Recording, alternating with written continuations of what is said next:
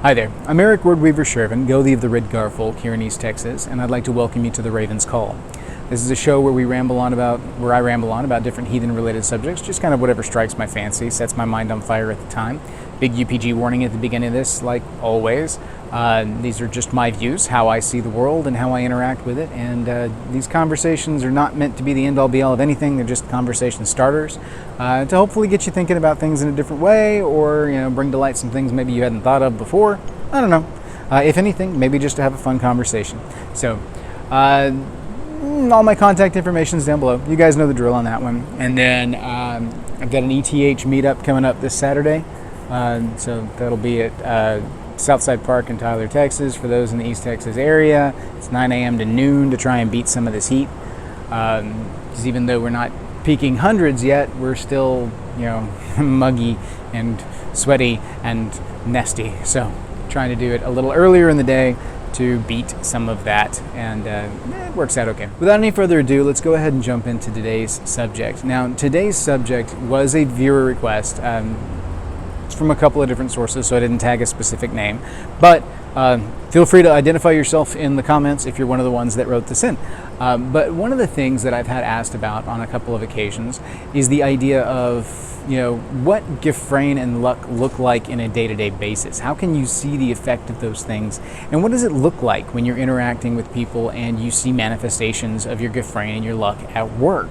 The practical, pragmatic element of Luck and Weird.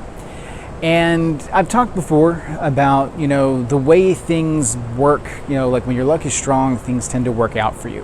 When your Gefrain is strong, people are there for you, kind of thing. And we've talked before about what Gefrain and what Luck are. If you haven't seen those videos, go back and watch them. I'm not going to belabor that too much because we'll end up going an hour long, and it's just not worth rehashing when it's already there.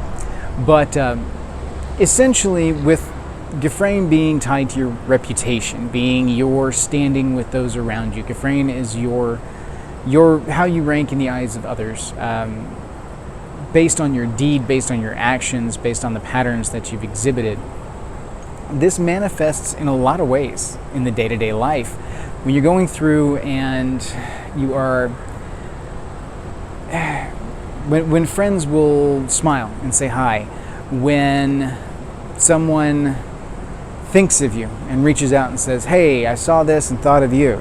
Those are little nods to Gefrain. Those are little indicators that Gefrain is strong and that you've got a connection with people. You see it with your interactions with people. When you meet up with someone, you're genuinely excited to see them and you genuinely enjoy your interactions. You guys have built some strong Gefrain with one another. That's one of those times where things are, you feel that this is a good person. This person is strong. I can trust this person. And I enjoy their company. I see good things from them. And it's that positive regard is one of the elements of how Gefrain manifests. Another way that Gefrain manifests is, like for instance, if you look at your credit limit, your credit score, how your credit score reflects your payment history and things like that. Gefrain is kind of that for your overall deeds and actions. It reflects to other people around you how creditworthy you are, and how much they can trust in you, and how much they can support or trust in you to support them. And as you do things that help to reinforce that number goes up and up and up. So this plays out in a number of ways. I see it a lot with things like your work history. Okay, if you're going out and you're doing good things, you do good deeds in your work, and you put in the effort, and you are well renowned for doing what you do, strong Gefrain, in a practical, pragmatic application, sees that when you go to apply for another job, or you go out and try to advertise, shill your business, you try to sell your services, that's a good way to see a manifestation of that kind of process at work, because people will then look at your deeds, they'll measure your worth, and then you will reap the benefits of that. And so you've got Gefrain manifesting on a professional level with that kind of thing. You've got it manifesting with your financial elements, because credit score is a measure in that fashion of how well you are going to handle your financial elements and what your deeds and actions are with regards to payment history and things like that. It directly affects whether or not these individuals trust you to lend money to you, to support you in financial endeavors, things like that. So there are some straight up practical, pragmatic applications when it comes to Gefrain. From a personal level, Gefrain is when you need somebody to talk to and you've established frith with someone, you've established strong Gefrain there. They're more likely to listen. They're more likely to be there for you when you need that shoulder to lean on, to talk to. When you need to move and you call up your friends or those individuals with whom you have strong relations and you say, hey, I need some help moving some furniture. Can you guys help me? Gefrain pays out and they will come in and they will assist. Man, it's wide and varied across the board. So you see it in the reactions of others. You see it in how you're received by them. And it doesn't necessarily directly pertain to your overall integrity. One of the issues that I see with people is they mistake Gefrain and worth for your integrity. And I've done a video on the difference between integrity and worth before. Go back and watch that one if you want a decent breakdown on that. But integrity is internalized. It is your own sense of self-worth. Worth in a heathen context is the measure of your value to society, your value to that other person. It's about what you bring to the table in your interpersonal interactions. And Gefrain is kind of a measure of the strength of your relationship with that individual or that group, and it manifests through their response to what you bring to the table, what value you bring to that interaction, and you do the same thing for them. You measure their Gefrain by how much they bring to the table and how much they do. It's that reciprocal action, that reciprocal obligation that I've spoken about in social contracts before. It's easy to look at things from one-sided because we tend to think about things from the self-centered, not in the negative connotation of that, but in the just from self outwards. We're looking at what worth we bring, what value I add to these, and I have to prove that. Well, these people have to prove that to you too. So you see Gefrain play out on a day-to-day basis, probably more heavily from your own interactions to other people. How do you react to these individuals? Do you trust this person? If a person comes up and wants to hold a conversation, but you don't trust this individual, and so you try to get out of that conversation as quickly as you can, or you only give them lip service, well, that's a manifestation of Gefrain at work right there. Boom. They have established to you that they are untrustworthy, and they give you the heebies, and you don't want to interact with them. So you pull back from that, and you distance yourself from that. So you can see that. Or, you see, your friend calls and you're like, oh, I need to answer this. This is my friend. I want to interact with them. That's showing the Gefrain that you've built up with that individual and the worth that they have established to you. You then go, hey, this person is important to me. I want to give them the time that they are due so that we can continue to maintain this relationship. So that's another way that Gefrain plays out. The measure of these interactions, the measure of these relationships can be seen also from your inner self outwards when you look at like companies. Like if you've had a company that's done you wrong and you won't do business with them anymore, boom, Gefrain. Somebody has, provided ill service at a restaurant. You got bad food, things like that. You are measuring the deeds, in the understood reciprocal relationship that you have with this restaurant. They understand that you are giving them money for their service, but their service does not meet the understood obligation of being quality and good, and maybe hygiene wasn't kept up, maybe you saw a roach crawl across the floor, it's happened to me before, all kinds of things. And that impacts whether or not you're willing to do business with that particular restaurant again. Same thing with companies. If you get, sorry about the background noise, we're right on the highway and somebody decided they wanted to be loud. Same thing with other companies. If you get poor customer service, you're less likely to go back and do business with that company again. So your interactions with them, just whether or not they're amiable, whether or not you feel like they listen to you, whether or not you have positive interactions with them, impacts your willingness to continue to do business. The product may be good, but if the interaction and the personnel are unsavory, you're not going to want to come back to that. This may be a place that has something that you need, but there's another place that did treat you right and that took care of you. Maybe their price is a little bit higher, but you'd sure rather do business with them than go to this one where you know you're not going to get the service and support that you need. So these kind of things play out intertribally, they play out interpersonally, as we have our interpersonal Gefrain that we build up, but our tribes also have an established Gefrain themselves. Like when I go out and do things as a representative Ridgar, that influences other people with their opinion towards Ridgar. And when we do that as a group, and we build good Gefrain for Ridgar as a whole, then all of the members of Ridgar benefit from that. If I go out and I prove that Ridgar is good and strong and that we're trustworthy and that we're people that can be relied on when like we do events or something like that, then people will lean on us more and know, hey, this is a member of Ridgar. I haven't had direct interactions with them, but I know Eric and I know he picks good people, and so I'm going to extend that trust to these people. And that's when you get into the tribal dynamic of Gefrain, and you see a willingness to support or trust or accept those individuals. You give them the benefit of the doubt because they are associated with this group and they are benefiting from that Gefrain. This is tied into luck, strong luck. When you've got that store of luck, that luck energy that has built up through deed and action, it pays out through that positive interaction with others. It directly manifests through Gefrain.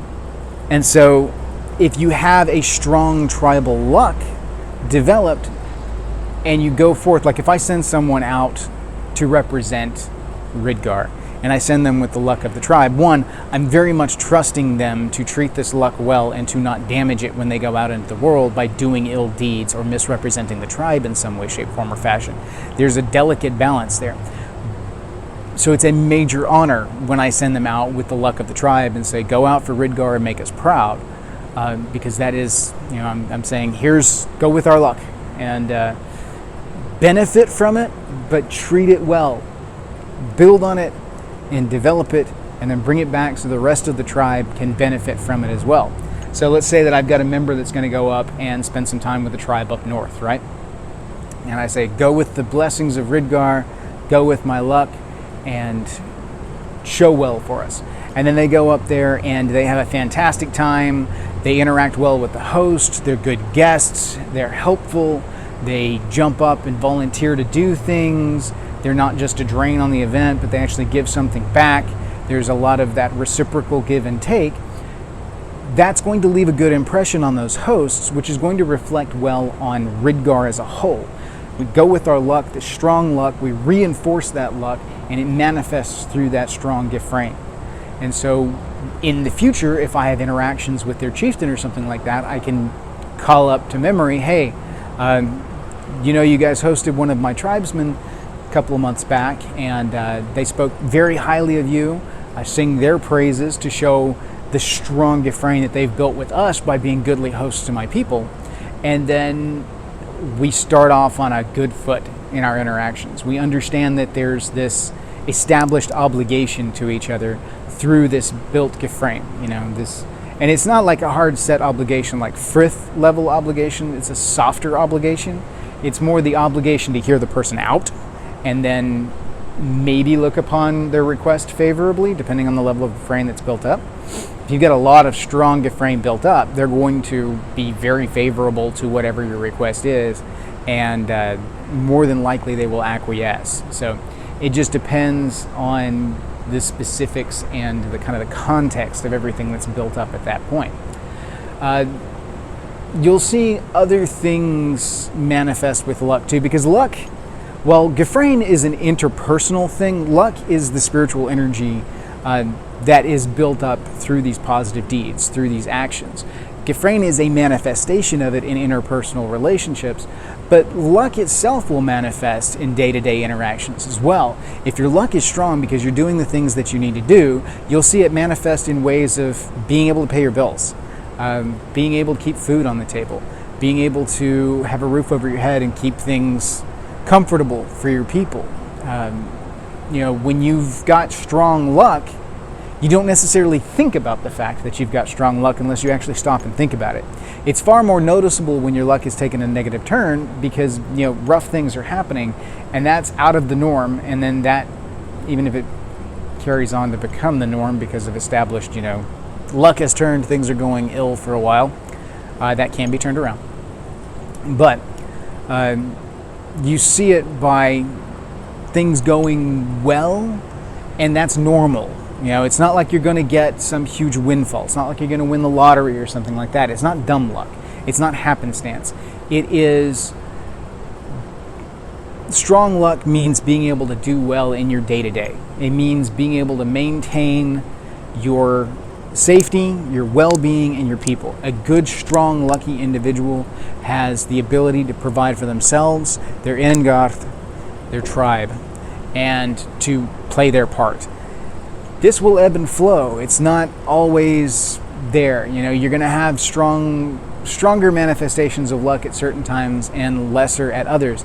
There's a number of things that can play into this, ties to the ancestors, whether or not you're keeping your relationship strong there.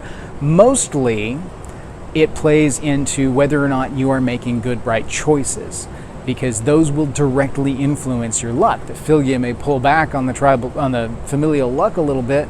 If you're making stupid decisions, they're going to be like, this guy's going to damage the family luck. We're going to pull back a little bit. We're going to see if he learns his lesson, corrects his behavior, and acts right. If he doesn't, then we're going to pull back and let him kind of float on his own because he's going to be toxic to the well. And so there are times like that, but you got to be pretty toxic to chase off the Filia. It can be done, though. There's mentions of it in the lore, so it's not unheard of. It's a thing. So the luck taking a sour turn is not necessarily a you've been cut off from the family thing, but it could be an indicator that you need to do some things to help turn that around. You may need to go out and do some positive work. You may need to do more for others. You may have pulled in too much. You may have pulled back from society too much and haven't kept up your reciprocal obligation within your social structures, and so you may be feeling a little cut off. Through those ties and interactions of tribe, we keep those bonds strong. And I find from personal experience that my luck I feel the flow of my luck better when I'm able to keep those relationships strong. If I don't let the grass grow too tall and I'm able to keep the tribal ties good and strong, as a whole, the health of the tribe is good. It's stronger. Now, there will be hard times. That's not a manifestation of luck. The hard times are going to come. That's more happenstance. Getting hit by a tornado, nothing you can do about that. Things that are in the control of other people, not a lot you can do about that. Sometimes it's a result of having trusted the wrong individual and instilled a certain amount of your luck into that and then losing that as a result of a bad choice. But again, that's a bad choice on your part to have trusted this individual that then betrayed you. That is a whole delicate thing. It's a sticky thing. It is not simple black and white. Shades of gray. You've got to take gambles on people, otherwise you won't get anything. Because if you don't gamble on people, you won't gain the positive luck that you would get from these positive interactions with these good folk. You got to take a risk now and again. It's just kind of part and parcel with the whole deal. So, luck, the hard things that happen, luck manifests in those by your ability to handle those things. Like, for instance, when we got hit by the tornado and I was able to, we turned out okay. Thank the gods for that. The results of that were pretty dodgy and could have gone very, very differently with the change of one or two variables. Very minor variables that could have drastically changed the outcome of that, and we might not have been okay in the end. But we were. And because of my actions and because of my deeds, I had good Gefrain built up with a number of good folk that helped come to our rescue when we had to evacuate all of our things out of this now shambled house. And that was a direct manifestation of luck. That was a direct manifestation of deeds and actions and the power and energy that I built up through those deeds and actions over years. And it was a positive payout when I needed it desperately. Positive luck can be things working out, like having the insight to see the right course of action when things go left. And that's the luck part of, here's a possibility, here's the right choice. It's up to you whether or not you take the correct action to benefit from that, to take that right course of action. And if you don't, it's direct causality. There's a lot of causality in luck and Gefrain, especially when it comes to your deeds and actions and the impact that those have on your interactions with others, on the flow of your luck energy. Wise men keep a head on their shoulders. There's a lot of talk in like the Havamal and things like that about being mindful and being there in the moment, making good choices, trusting but not trusting too much, things like that. Moderation. That's one of the key elements to the Havamal, the whole damn thing. If I could boil it down to kind of a core element, it would be moderation. Moderation in trust, moderation in drink, moderation in your length of stay, things like that, all kinds of stuff. So moderation and mindfulness. Mindfulness is a heavy thing with it. So you have these interactions, you have this luck built up, and you do good things. You go out, you strive hard, you work hard, and that manifests through being able to keep a job. And one of the things that people struggle the most with when it comes to luck is that they're not honest with themselves about their choices and their actions. They're either overly negative about the impact of their actions, and they don't take into account the free will and actions of other individuals that had an impact on their situation, and they'll take a negative turn as an indicator that their luck has turned. And that's not necessarily how it pans out. That's happenstance. That's not luck. The fact that these things turned bad, your strong luck is that you're able to bounce back from it, that you're able to keep going, keep your head up and keep moving. And that's a thing. That's a very strong thing. It's a very important thing. People are also not honest with themselves when it comes to how their actions lead to certain outcomes. And I see that a lot in the psych field about people displacing blame. If things go left at a job, obviously it's the job's fault. It's not my fault. I didn't do anything wrong. Whereas if you slowed down and actually thought about it, it could be an attitude thing. It could have been a poor choice in coming to work on time, work ethic. It could be any number of these things. But an individual may not be cued into that, and they may not have the healthiest of self-views within that respect. It may be artificially inflated and not accurate in its actual application. They may be blind to their own negative energies that they've brought to these particular interactions. And when it's that way, you start down a spiral, and it does then begin to affect your luck because you're making poor choices and you're not doing right by owning up and fixing those things to right the ship, as it were.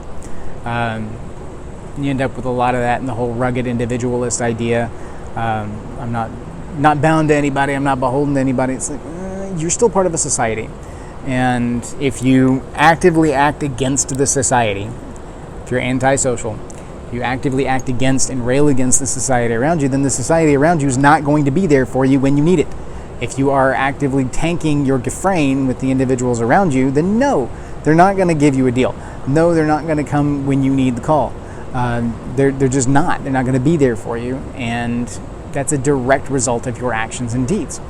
Whereas if you build up your relationship and you do your part, that's half the battle. It's not the whole thing. It's half the battle, because then you have to weigh how they respond to those things. If you have strong Gefrain built up with someone, and then the call goes out and you don't answer, or you can answer but you don't, or you answer in a negative light, leave them high and dry, as it were. It's one thing if you've got, like, they call to say, hey, I'm moving this weekend, I really need help. And you're like, well, I've got family stuff going on, and I really can't commit myself to that because I've got clan first. Well, then they will understand you've got clan stuff to do, don't worry about it.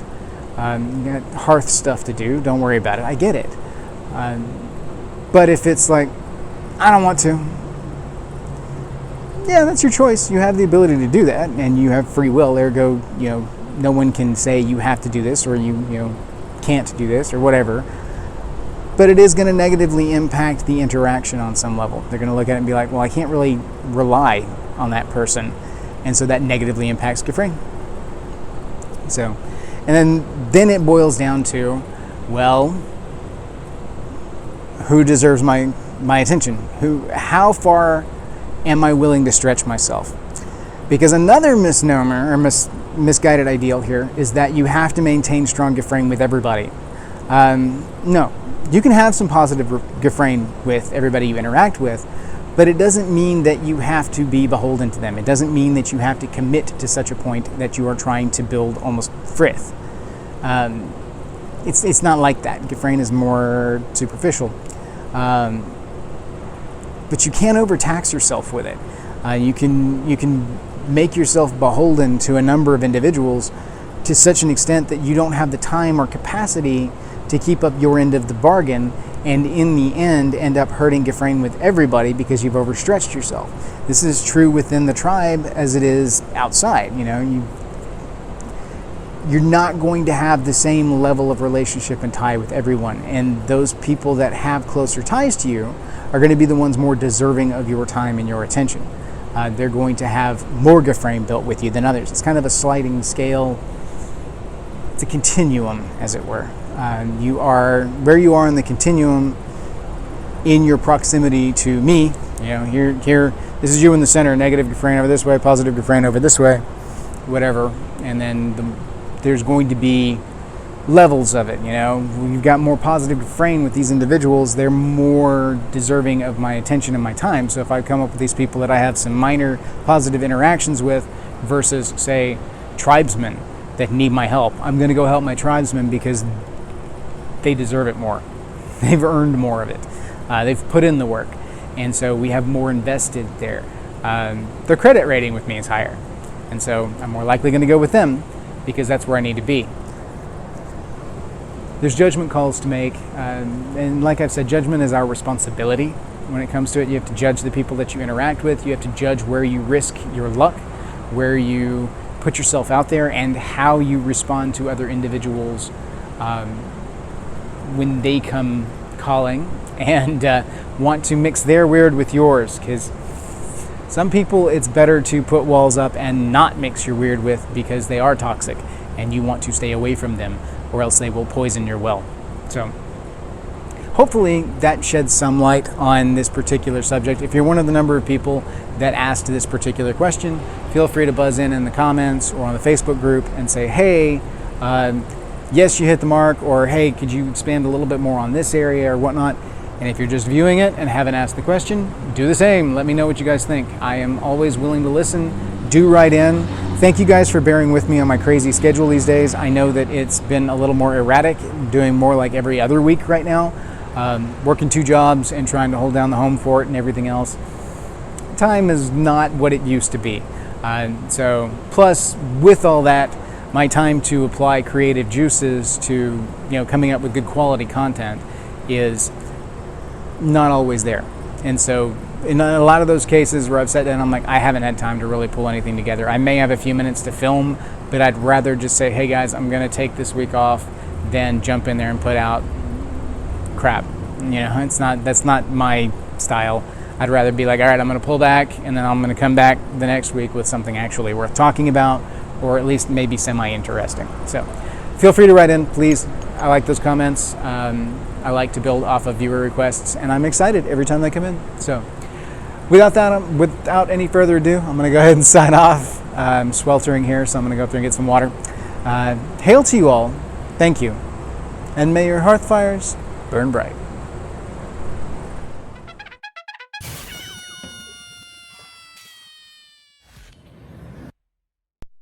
Let's give this a shot, shall we? Oof, da. Man, Texas summers, we'll go from nice and cool and breezy and kind of wet outside to sweltering and muggy and nasty, and yeah, it's crazy. If you guys aren't familiar with axis shift theory, there was, this is completely random, forgive me, but anyway, if you study the geological timescale, it seems like every so many millennia, the Earth's axis, as it twists and spins and the tectonic plates shift, it changes kind of the center of gravity. It's kind of like if you're spinning in a office chair and you bring your arms in, how you'll spin kind of tighter, and then if you let your arms out, you'll spin slower because you're changing where the center of gravity is. You're changing all kinds of aspects that impact the spin of you on the chair. The same thing happens with the Earth when you shift the mass around on the surface and in the mantle of the Earth. And so whenever we have a lot of tectonic plate shifting, it shifts where the mass is centered on things. And so it can cause slight changes in the tilt of the Earth's axis as we spin around through space in our wild ride, which is fascinating. I love it. I love this, studying these kind of things. Well, the general gist of the impact of that is that when you change kind of the tilt of things, it changes where the sun hits the Earth and heats the water, heats the air, so it changes weather patterns. And the predictions based on the tilt change was that Texas, our area, was going to become more of kind of a tropical climate, sort of, a little more equator-ish. So we have milder winters, even though we do still, like, we've had the snows, which we haven't had in a while, but our winters by and large have been way milder, fewer sub-freezing days, just more average temperatures. And then our summers are the same way. And we had a series of earthquakes over the last 15 years or so that have kind of tipped the scale on that. So I'd say within the last 10 years or so, we've kind of seen the effects of that. We had the really strong erratic weather patterns when it first tipped over, lots of tornadoes, lots of violent storms all across the globe that would result from changing how the air and the water are heated. And now we're settling into kind of the weird new weather patterns. So we haven't had, like, it's the middle of July and we haven't broken 100 yet, which for East Texas is completely alien. It used to be that we would hit drought in like end of May. We might get some rain into early June, but definitely by beginning of June we were into drought season. And we wouldn't see rain again until September, August, and temperatures wouldn't start to drop or break until like November. So our summer ran from like May until November. And now it's been far more normalized, far more leveled out. And so our summer days are averaging in the 90s and whatnot, but our humidity is ridiculously high, a lot higher than it used to be. It used to be about this time of day, the humidity would level out at about 20% or so by late afternoon. And these days it's staying up in the 60s and 70% humidity and just feels nasty, muggy, heavy. And so that's kind of our future going forward. Our weather patterns are probably going to stay closer to this for a while, so it's gonna shift some things. I'd be interested to see how that affects the horticultural side of things, because that's going to definitely change the impact on plants and crops and whatnot. So I'm kind of interested in that. But anyway, D&D. D&D is fantastic. D&D is awesome. I love D&D. Continuing to rock along, but we haven't had a session since our last one. Our last session, they did absolutely nothing but shop, and it was fantastic. But I told you guys all about that, so there's nothing really new there. I continue to do world building and stuff. One of these days, I'm going to slap all this stuff together, and I might actually make a campaign setting out of it. I don't know, Renothia by the Word Weaver. It's all D&D 5th edition, but it's my world. It's my factions, my people, my stories. So I don't know. We'll see. That's a thing. Anyway, we're going to go ahead and jump into today's episode. Ready? And we're live in 3, 2, 1. Let's jam.